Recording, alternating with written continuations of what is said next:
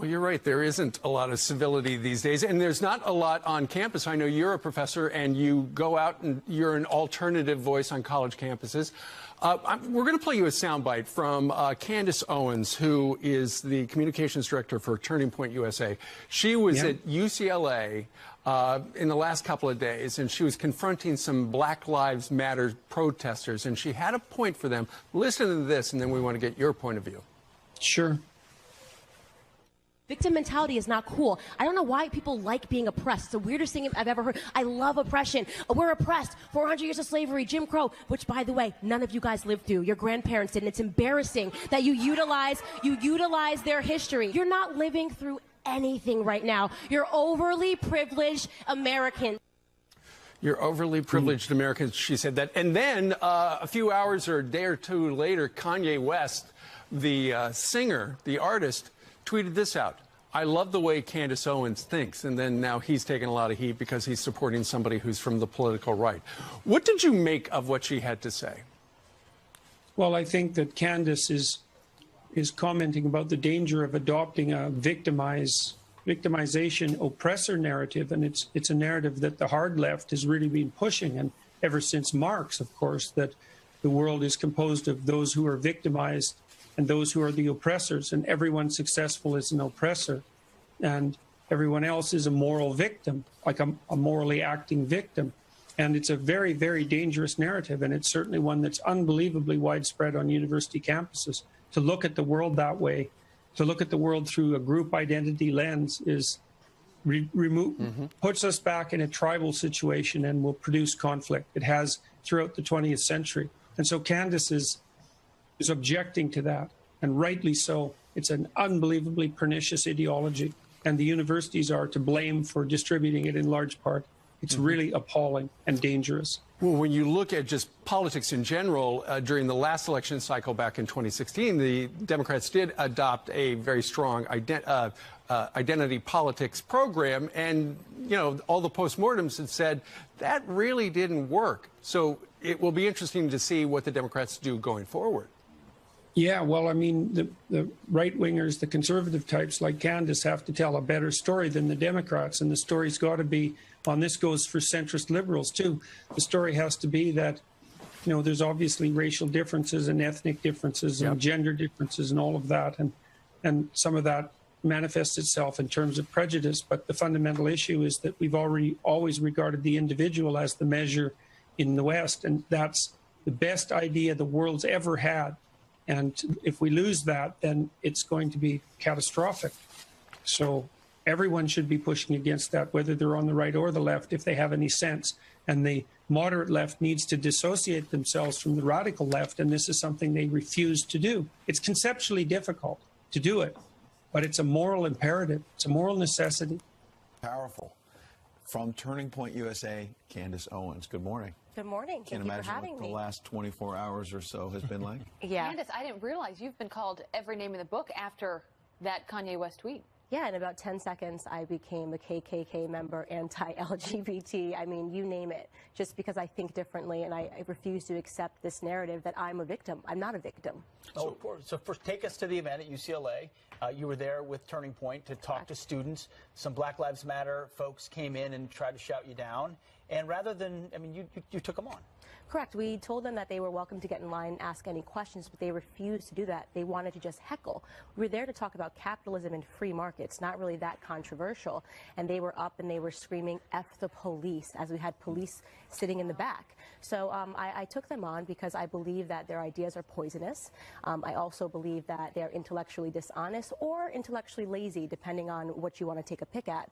Because the truth is, the numbers are in, okay? Police brutality is not an issue that is facing the Black community whatsoever. All right, well, here are just an example of some of the tweets you have received since that event took place. This one says, aside from being an insane alt-right race pimp, Candace Owens thinks Donald Trump is literally the Messiah, not you, Kanye West, so you might want to consider. They're mad that Kanye called you out on Twitter saying that he likes the way that you think. That's all he said, by the way. That was the only thing that was written in the tweet. I like the way Candace Owens thinks. What does that say, bigger picture, about society today, that you can go out there and you can say things that they might disagree with, and this is the backlash, this is the reaction?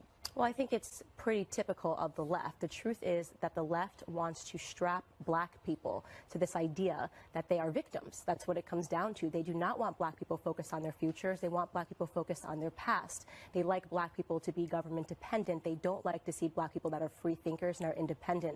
And I think that's what Kanye West and myself represent to the black community, and that makes them very nervous. And so Democrats might be nervous about this kind of talk. You were a Democrat. Tell us what you mean when you say, don't be a victim, be a victor. There is no value in being a victim. There is no value in being oppressed. There is only value in looking forward toward the future. And that is what I preach and what I practice every single day and what I'm trying to wake up the black community to understand. For too long, we have been used by pawns, and Black Lives Matter is an example of that. They are pawns to the Democratic Party that go out and ruin their lives for something that they don't even understand and which is fundamentally false. Well, you were attacked, but so was Kanye West. This is Bakari Sellers from CNN chiming in, saying, "Bruh, this is so disturbing. This says more about you than her.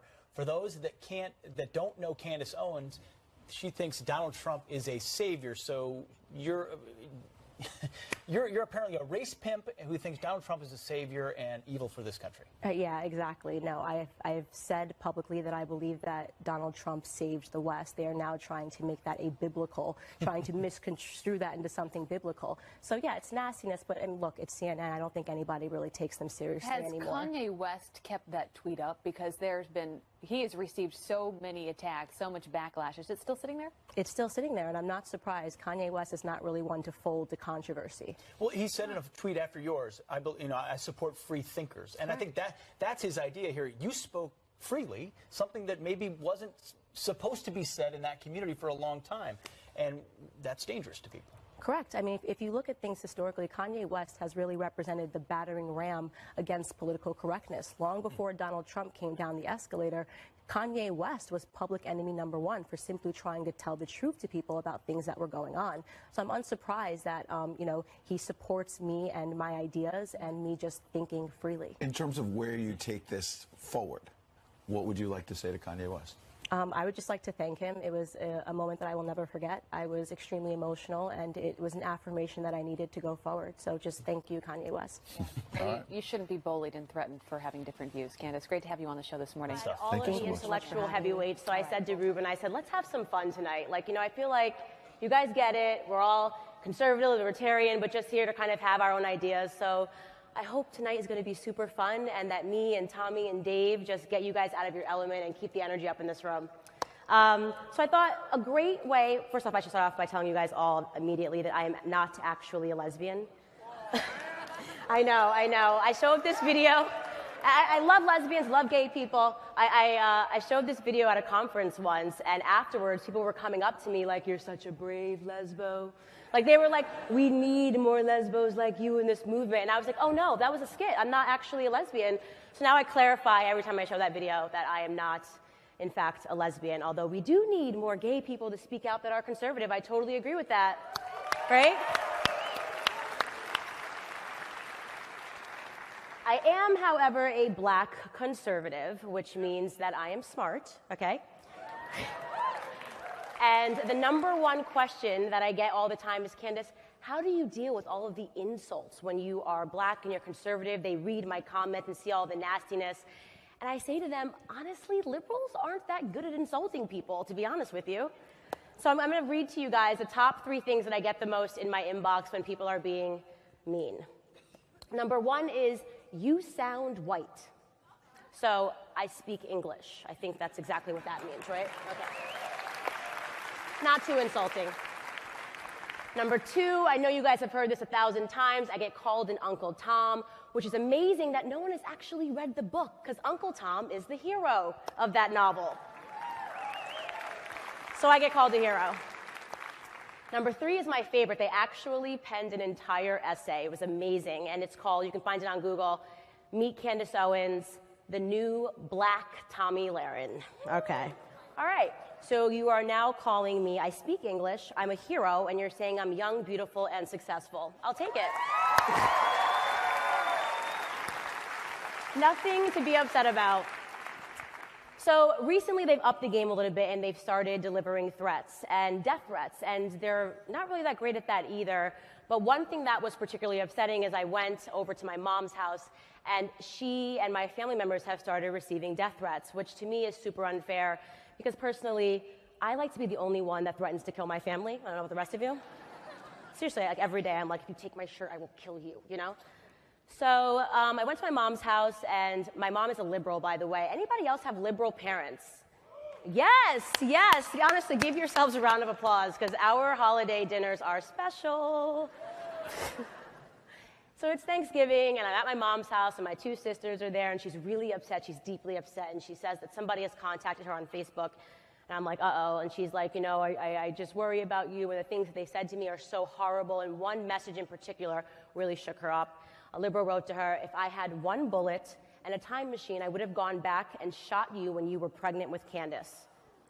I thought that was hilarious. Like, I instantly start laughing, which was obviously the wrong response. I mean, I just thought it was, like, amazing. How clever.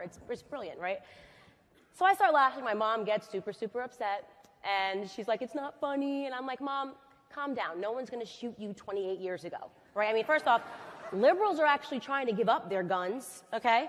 So she you know, makes a face, and she's super upset. And at this point, I have two sisters, an older and a younger, and we're all 1.5 years apart. And they start to lean in because they see my mom's getting upset. And we have suddenly arrived into this age where we love to see our parents get super upset. Like, we just want to raise, like, their blood temperature at all times. Their blood pressure goes up.